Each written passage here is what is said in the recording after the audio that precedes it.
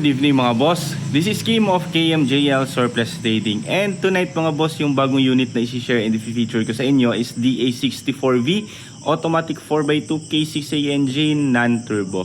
So basic finish po yung unit nila sir, and meron silang pina-add na mga konting accessories. So tapusin nyo po yung mga video mga boss para malaman nyo po yung kabuuan details and price ng ating unit. Ayan, so yung unit mga boss is DA64V Automatic 4x2 K6A engine non-turbo. So order po ito ng ating buyer na si Sir Gocotano from Davao City. And pinili nila yung 4x2 na DA64V. So yung unang order nila is basic finish lang, but yung malapit ng matapos meron silang mga pina-add. So isa-isahin natin mamaya yung mga accessories na pina-add nila sir. Ayan, so sa mga hindi po nakakaalam ng DA64V, ganito po yung DA64V mga boss. Napaka-simple lang po niya. Yung headlights niya is, ito po yung headlights talaga ng DA64V. So hindi po siya Samurai Edition, hindi rin, mas lalong hindi po siya 3 layers headlight. Ayan, so original yung kanyang mga headlights mga boss, kung mapapansin nyo, napakalinaw pa talaga. So galing pa po yan ng Japan. Binuff lang natin para luminaw talaga. So ito yung bumper niya mga boss, body color po lahat, one color po yung unit nila. So hindi po siya katulad nung DA64W na meron po siyang mga body kits and spoiler, meron po siyang grills.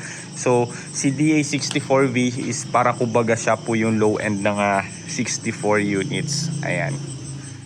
And syempre, kasi nga DA64 tong units natin, I mean DA64V, so wala din po siyang power slide. So manual po itong ating power slide. I mean manual po yung ating sliding door, wala po siyang power.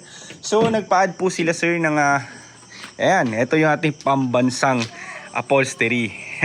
Pambansang color and design, light or dark beige or combination. And ito din po yung pinaka-simple and pinaka-decenteng design ng ating upholstery. Ayan, so nagpa-add sila ng upholstery and nagpa-add din po sila ng nagpa-add sila ng water temperature gauge. So supposedly wala silang temperature gauge na pina-add, but in-encourage ko sila kasi nga malaking tulong talaga yung ating water temperature gauge. Ayan, so yung ating tawag niyan, yung ating panel gauge is ganito po yung panel gauge ng mga DA64. Wala po siyang kasamang RPM. So speedometer and gas lang po, and indicator ng ating shifter. Ayan. So yung odo niya mga boss is nasa 113,000. So ayun, mababa din.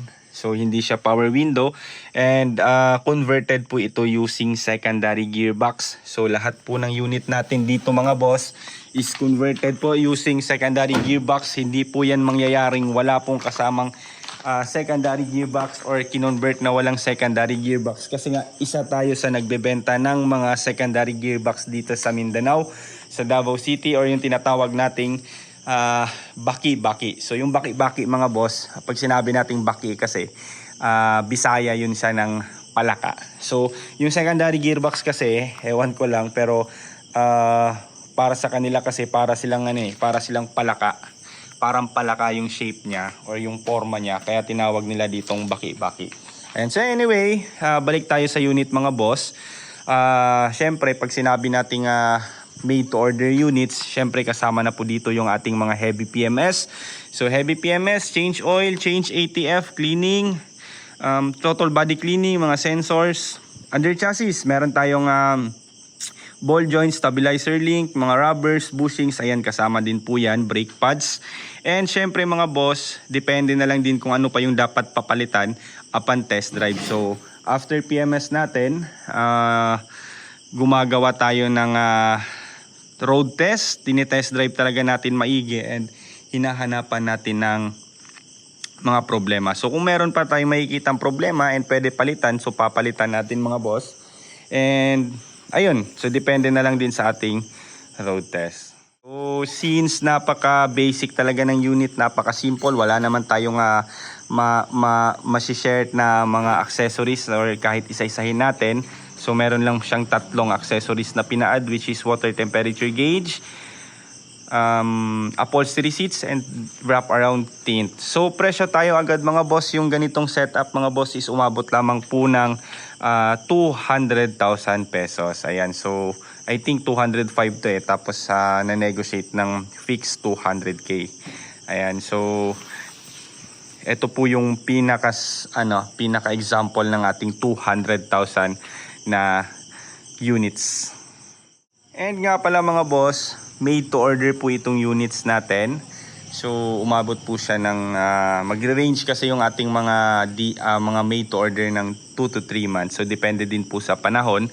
Siyempre kung umuulan, tag-ulan, tag-bagyo, mas lalong na-extend kasi nga unproductive tayo dito. Although meron namang bubong yung ating shop, pati sa likod. But hindi pa rin tayo pwedeng magmasilya lalo't lumalamog yung ating bakal or plain sheet. Hindi kumakapit yung ating mga masilya, and syempre hindi tayo pwede magbuga. So wala po siyang exact time frame kung kailan talaga matatapos. So pwede po siyang mas early pa sa 2 months or mas aabot siya ng 3 months. And syempre mga boss, hindi po tayo magsasawang magpapasalamat sa inyo sa patuloy niyong pagsusuporta sa KMJL Surplus Trading. So sa mga gusto pong magtanong, mag-inquire, message na lang po kayo sa ating personal Facebook page na KMJL Surplus Trading. Or pwede din po kayong rumekta sa aking personal account, Kim Luis Busalia, and pwede din po kayong sa aking partner na si Kitty Cat G. Ayan yung mga nakikita nyo sa screen mga boss. Pwede po kayong mag-inquire dyan kung meron kayong katanungan. Or kung gusto nyo tumawag naman, tawag kayo sa aking smart number na 0999-880-2420. Ayan. And maraming salamat po sa patuloy na pagsusuporta sa KMJL Surplus Trading. See you po sa ating next vlog.